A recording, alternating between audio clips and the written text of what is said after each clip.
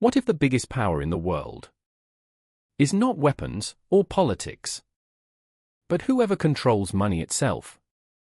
Today, you'll hear stories of people who became millionaires by accident, and others who lost fortunes with one careless mistake. And by the end of this video, you'll understand why crypto is either the biggest financial revolution of our time, or the most dangerous illusion ever created.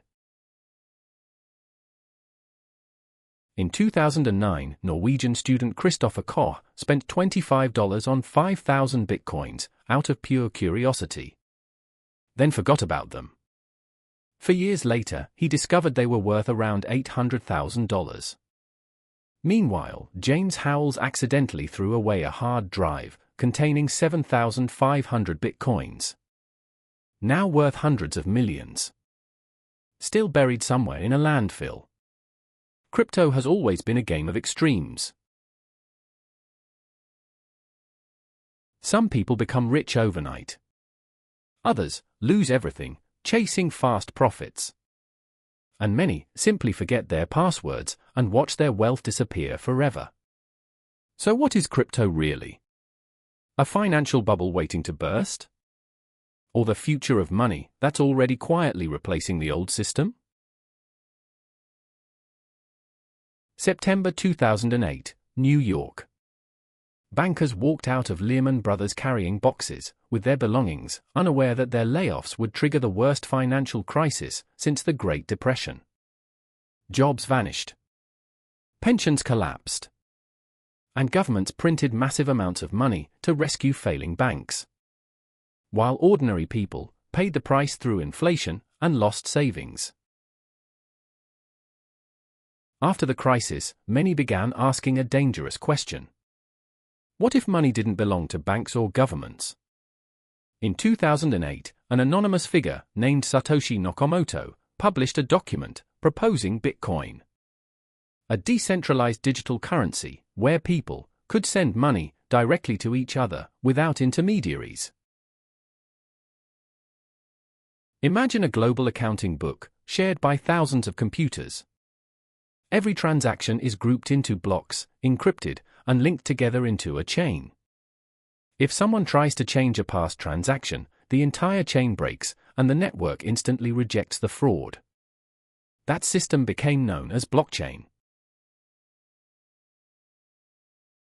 To add new blocks, participants called miners solve complex computational puzzles. The first to find the correct solution earns newly created bitcoins as a reward.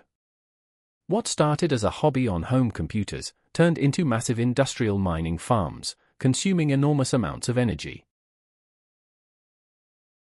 In 2009, Satoshi mined the first block, embedding a newspaper headline about bank bailouts into it, a political message hidden inside code. In 2010, a programmer famously bought 2 pizzas for 10,000 bitcoins, worth about $40 at the time. Today those pizzas would be worth hundreds of millions. Throughout history, humans used cattle, stones, metals, paper, and eventually fiat money, backed only by trust in governments. Since 1971, currencies have had no gold backing. Their value exists because people believe in them, the same principle that later fueled the rise of crypto. Every few years, headlines declare, Bitcoin is dead. And every few years, it comes back stronger. Bitcoin has a fixed supply of 21 million coins, making it scarce by design. Unlike fiat money, that can be printed endlessly, its issuance slows down over time, through events called halvings. Supporters call it digital gold, a hedge against inflation and centralized control. Critics call it a speculative bubble. But one thing is undeniable, it forced the world to rethink what money even means in the digital age. Once Bitcoin proved digital money could work, the floodgates opened. Developers soon created alternatives. New coins appeared almost daily, some built by brilliant engineers, others by anonymous dreamers, and a few by outright scammers. Faster coins, cheaper coins, next-generation coins, a chaotic gold rush, where innovation and deception grew side by side. Litecoin offered faster transactions. Ripple focused on near-instant global transfers. Thousands of new projects appeared, each trying to solve problems Bitcoin couldn't: speed, scalability, and usability. In 2015, Vitalik Buterin launched Ethereum, a platform enabling smart contracts. These programs automatically execute agreements when conditions are met, removing intermediaries like banks. Ethereum turned blockchain into a programmable financial system. Ethereum, not just money, but programmable money. Smart contracts allowed strangers to make deals without trusting each other or any bank. Code became the referee. And suddenly blockchain wasn't just currency anymore, it was an entire digital economy waiting to be built. With Ethereum, anyone could create their own token. Launching a new token became dangerously easy.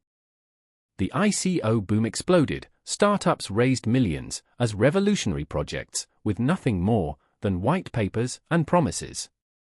Some teams built real technology. Others vanished overnight, with investor funds turned out to be scams built on hype and investor greed. For a moment, it felt like anyone could become a venture capitalist. Or a victim. In 2021, artist Beeple sold a digital artwork for $69 million as an NFT, a unique blockchain token, proving ownership, shocking the traditional art world.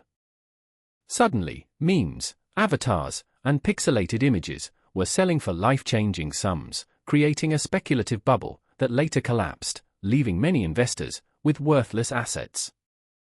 For some, NFTs meant digital ownership. For others, it was pure speculation. And when the hype cooled, many discovered the difference between cultural value and market mania. Crypto promised freedom from middlemen, yet exchanges became powerful, new gatekeepers. Crypto exchanges made trading easy but reintroduced centralized control. Some platforms misused customer funds, and when they collapsed, billions of dollars disappeared. The lesson was clear. Technology can be decentralized, but human greed remains constant. As crypto grew, governments faced a dilemma. Ignore it and lose control. Ban it and risk killing innovation. Some countries embraced blockchain to attract capital. Others tightened regulations.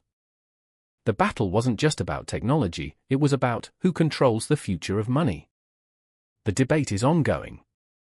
Should financial systems be controlled by governments or by decentralized networks? Crypto isn't purely good or evil. It's a tool capable of empowering individuals, but also enabling speculation and scams. Crypto can empower activists, creators, and entrepreneurs, giving financial access where banks fail. But it can also amplify speculation, scams, and market bubbles. Like any powerful tool, its impact depends less on technology and more on the people using it. Understanding how it works is the only way to navigate this rapidly changing financial landscape safely. We are still early in the evolution of digital finance. We are still watching the early chapters of a financial experiment that could reshape the global economy or evolve into something entirely unexpected. Some projects will fail, others will redefine the global economy. Some projects will collapse spectacularly. Others may become the infrastructure of tomorrow's financial system. The biggest mistake isn't missing a trend, it's refusing to understand the system shaping the future of money. The story is far from over. So now it's your turn. Is crypto the ultimate financial freedom? Or just another cycle of hype and collapse? Drop your opinion in the comments, and if you want more deep, no-nonsense breakdowns of money and investing, hit subscribe and join the conversation shaping the future of finance.